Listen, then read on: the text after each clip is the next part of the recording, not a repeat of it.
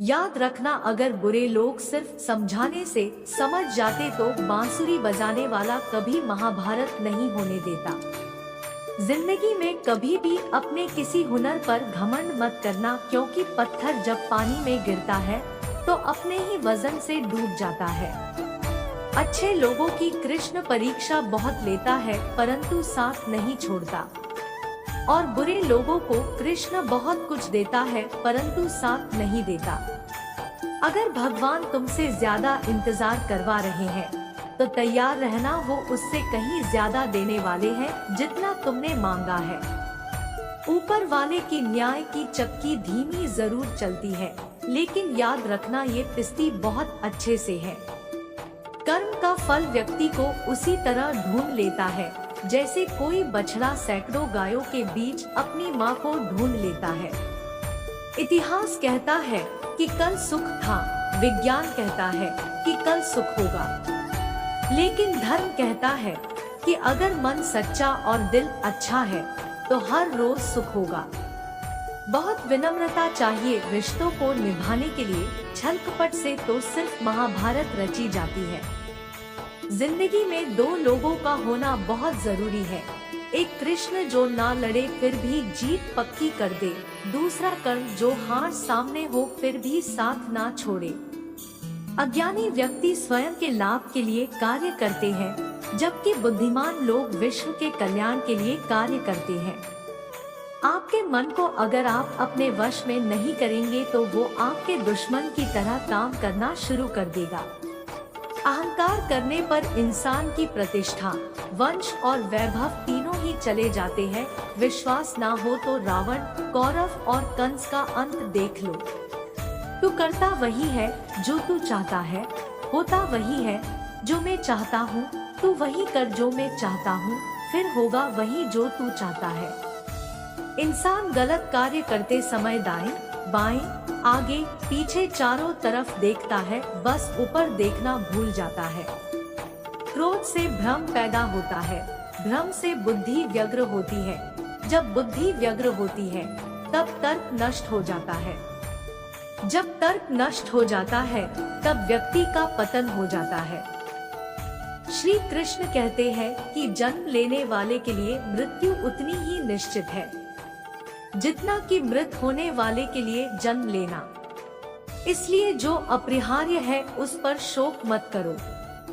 हद से ज्यादा सीधा साधा होना भी ठीक नहीं है, क्योंकि जंगल में सबसे पहले सीधे पेड़ को काटा जाता है और टेढ़े मेढ़े को छोड़ दिया जाता है।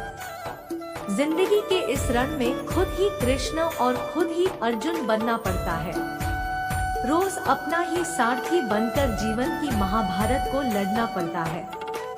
भरोसा अगर खुद पर रखो तो ताकत बन जाती है और दूसरों पर रखो तो कमजोरी बन जाती है।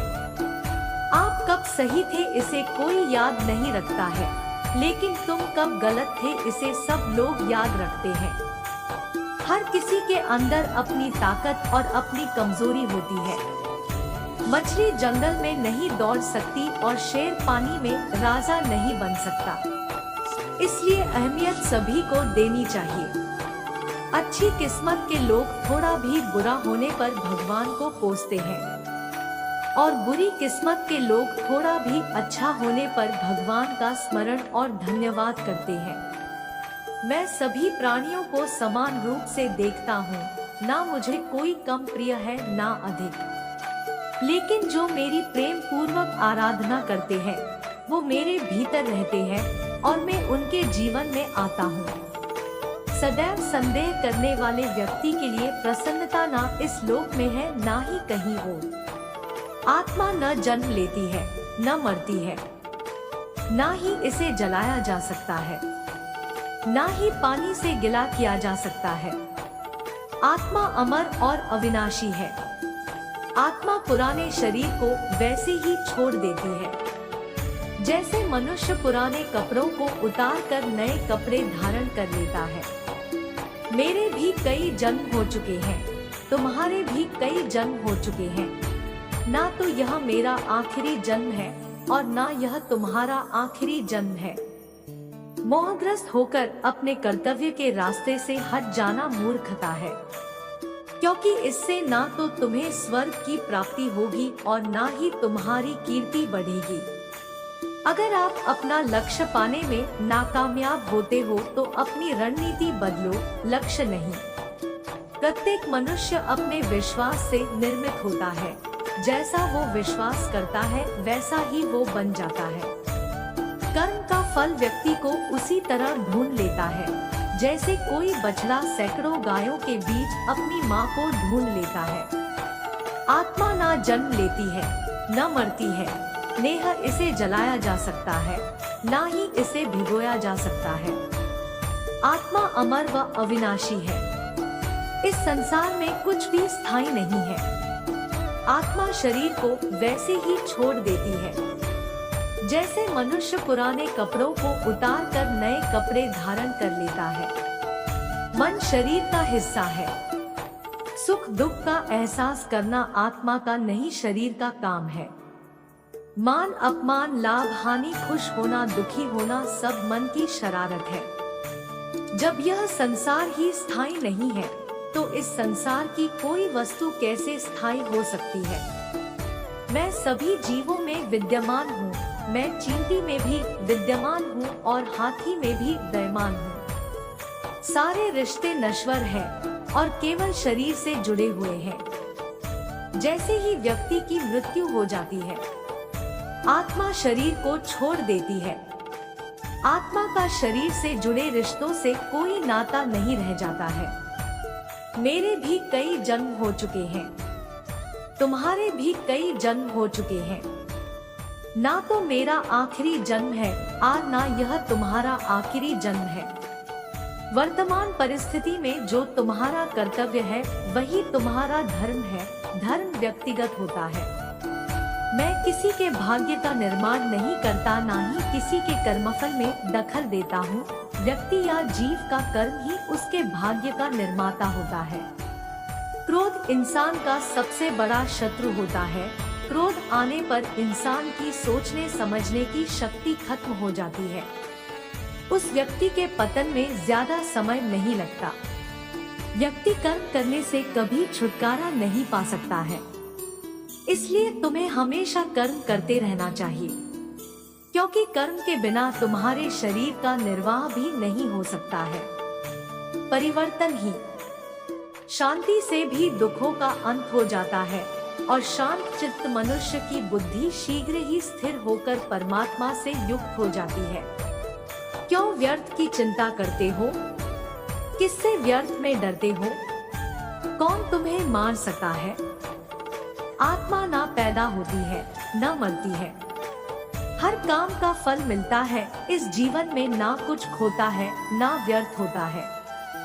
विषयों का चिंतन करने से विषयों की आसक्ति होती है। आसक्ति से इच्छा उत्पन्न होती है और इच्छा से क्रोध होता है। क्रोध से सम्मोहन और अविवेक उत्पन्न होता है। संयम का प्रयत्न करते हुए ज्ञानी मनुष्य के मन को भी चंचल इंद्रियां बलपूर्वक हर लेती है। जिसकी इंद्रियां वश में होती है उसकी बुद्धि स्थिर होती है। जो भी मनुष्य अपने जीवन आध्यात्मिक ज्ञान के चरणों के लिए दृढ़ संकल्प में स्थिर है वह सामान्य रूप से संकटों के आक्रमण को सहन कर सकते हैं और निश्चित रूप से खुशियां और मुक्ति पाने के पात्र है। जब तुम्हारी बुद्धि मोह रूपी दलदल को पार कर जाएगी उस समय तुम शास्त्र से सुने गए और सुनने योग्य वस्तुओं से भी वैराग्य प्राप्त करोगे। केवल कर्म करना ही मनुष्य के वश में है, कर्मफल नहीं। इसलिए तुम कर्मफल की आसक्ति में ना फंसो तथा कर्म का त्याग भी ना करो। तुम्हारा क्या गया जो तुम रोते हो? तुम क्या लाए थे जो तुमने खो दिया? तुमने क्या पैदा किया था जो नाश हो गया? न तुम कुछ लेकर आए, जो लिया यही से लिया, जो दिया यही पर दिया, जो लिया इसी ईश्वर से लिया, जो दिया इसी को दिया। जो मन को नियंत्रित नहीं करते उनके लिए यह शत्रु के समान कार्य करता है। खाली हाथ आए और खाली हाथ वापस चले। जो आज तुम्हारा है कल और किसी का या परसों किसी और का होगा। तुम इसे अपना समझकर मग्न हो रहे हो। सुख दुख, लाभ हानि और जीत हार की चिंता ना करके मनुष्य को अपनी शक्ति के अनुसार कर्तव्य कर्म करना चाहिए। ऐसे भाव से कर्म करने पर मनुष्य को पाप नहीं लगता। जो हुआ वह अच्छा हुआ, जो हो रहा है वह अच्छा हो रहा है, जो होगा वह भी अच्छा ही होगा। तुम भूत का पश्चाताप न करो, भविष्य की चिंता न करो। वर्तमान चल रहा है। क्रोध से भ्रम पैदा होता है, भ्रम से बुद्धि व्यग्र होती है। जब बुद्धि व्यग्र होती है तब तर्क नष्ट हो जाता है। जब तर्क नष्ट होता है तब व्यक्ति का पतन हो जाता है। सम्मानित व्यक्ति के लिए अपमान मृत्यु से भी बढ़कर है। सभी प्राणी जन्म से पहले अप्रकट थे और मृत्यु के बाद फिर अप्रकट हो जाएंगे, लेकिन जन्म और मृत्यु के बीच प्रकट दिखते हैं। फिर इसमें सोचने की क्या बात है। परिवर्तन संसार का नियम है। जिसे तुम मृत्यु समझते हो वही तो जीवन है।